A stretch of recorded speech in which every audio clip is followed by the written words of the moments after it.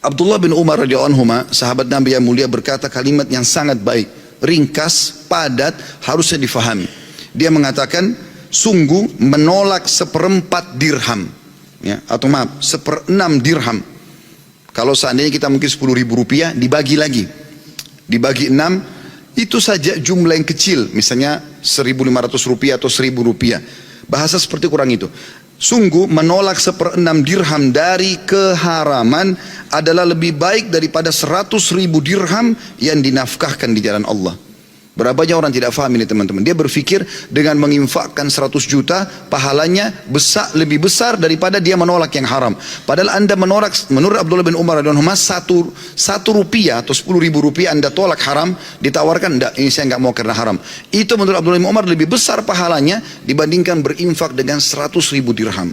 Begitu juga Abdullah bin Mubarak rahimahullah, seorang ulama tabi'in, berkata, sungguh jika aku menolak 1 dirham dari syubhat, bukan haram, ragu-ragu boleh nggak sih, aku nolak 1 dirham dari syubhat, lebih aku sukai daripada bersedekah dengan 600.000 dirham.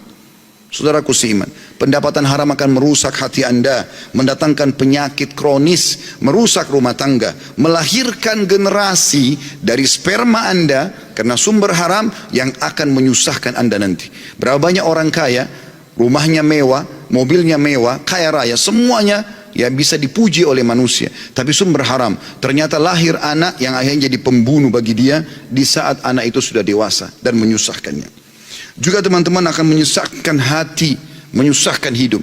Kalau anda sampai hari ini masih merasakan gelisah, gundah, sebagaimana cukup banyak kalau ada di antara jemaah yang datang kepada kami di pengajian, bertanya, Ustaz, rumah tangga saya ribut, saya juga susah tidur, ada penyakit yang kronis yang saya tidak bisa sembuh, saya tidak pernah berhasil dalam sebuah usaha. Maka kira-kira apa pendapat Ustaz? Saya cuma mengatakan, coba muhasabah sumber pendapatan anda, sudah halal atau masih haram. Kalau masih haram, maka itu permasalahannya. Dan tidak ada subhanallah yang bisa mendatangkan kegundahan dan kegelisahan melebihi harta haram itu sendiri. Lebih parah daripada itu, yang keempat adalah akan mendatangkan azab yang sangat pedih pada hari kiamat. Allah subhanahu wa ta'ala menyebutkan masalah riba dalam surah Al-Baqarah ayat 275. A'udzu billahi minasyaitonir rajim. Alladzina ya'kuluna riba la yaqumuna illa kama yaqumu alladzi yatakhabbathu asyaitanu minan mas. Dzalika bi annahum qalu innamal bayu mithlu riba wa halallahu al-bay'a harrama ar-riba. Faman ja'ahu mau'izatun min rabbi fantaha falahu ma salafa amru ila Allah. Wa man ada faulaika ashabun nari hum fiha khalidun. Orang-orang yang terus saja memakan riba, maka engkau akan temukan kalau setelah sampai kepada dia argumentasi ini nggak boleh, haram, tapi dia tidak mau dengar, mereka tidak dapat berdiri melainkan seperti berdirinya orang yang kemasukan syaitan lantaran tekanan penyakit gila. Kata sebagian ulama, stres yang sangat tinggi membuat akhirnya karena terlilit utang dan banyaknya bunga bank atau bunga riba membuat akhirnya mereka seperti orang gila. Keadaan mereka yang demikian itu karena mereka coba terus berpendapat mengatakan jual beli sama saja dengan riba, sedangkan Allah menghalalkan jual beli dan Allah mengharamkan riba. Orang-orang yang telah sampai kepadanya larangan dari Rabbnya lalu langsung berhenti dari mengambil riba, maka baginya apa yang telah diambilnya terdahulu. Artinya dia pernah cicil rumah, cicil mobil, dan dia dari uang haram atau dari transaksi riba, dia belum tahu hukum jadi halal. Tapi kalau sudah tahu hukum tidak bisa.